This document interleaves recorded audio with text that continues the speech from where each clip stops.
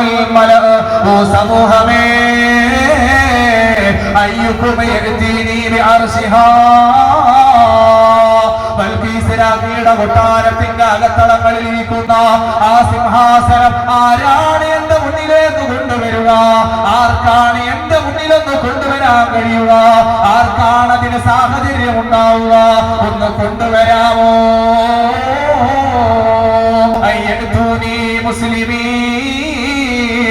അവര് മുസ്ലിമീങ്ങളായി എന്നിലേക്ക് കടന്നു വരാൻ പോവുകയാ.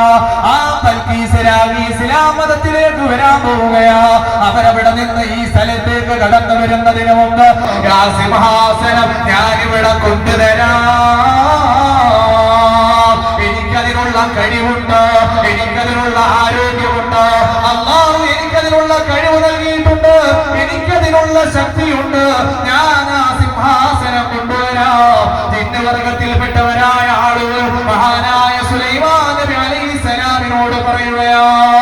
അതേ സമയത്ത് നമ്മൾ ആലോചിക്കേണ്ടത് സുലൈമാൻ നബി അലൈഹിസ്സലാം പറഞ്ഞത് ഞാനിവിടെ നിന്ന് എഴുന്നേൽക്കുന്നതിന് മുമ്പല്ല, എനിക്കതിനേക്കാളും പെട്ടെന്ന് തന്നെ ആ സിംഹാസനം ആവശ്യമുണ്ട്.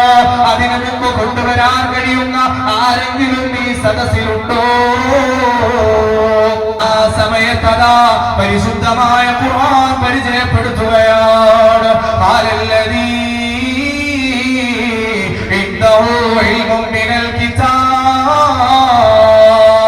അല്ലാഹുവിന്റെ ഔലിയാക്കൾ ആരാണ് എന്ന് പരിശുദ്ധമായ ഖുർആനിലൂടെ അല്ലാഹ് പറയുകയാ. അവിടെ ഒരു മനുഷ്യൻ എഴുന്നേറ്റ് നിൽക്കുകയാ. അല്ലാഹുവിന്റെ ഔലിയാക്കളിൽപ്പെട്ട മനുഷ്യനാ. അദ്ദേഹത്തിന്റെ പ്രത്യേകത എന്തെന്നറിയുമോ?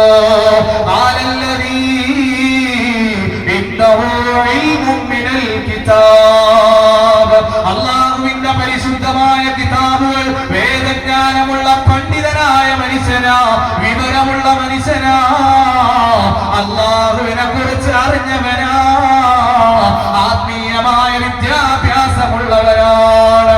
ആ അറിവുള്ളവനായ മനുഷ്യൻ അല്ലാഹുവിന്റെ ഔലിയാക്കളിൽപ്പെട്ടവനാ. ഒന്നാമത്തെ ക്വാളിറ്റിയാണ് ഔലിയാക്കളുടെ ഒന്നാമത്തെ ക്വാളിറ്റിയാണ്.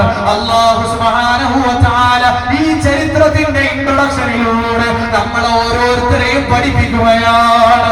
ആത്മീയമായ വിദ്യയുള്ളവനാണ്, അറിവുള്ളവനായ ഒരു മനുഷ്യൻ അവിടെ എഴുന്നേറ്റ് നിൽക്കുന്നു.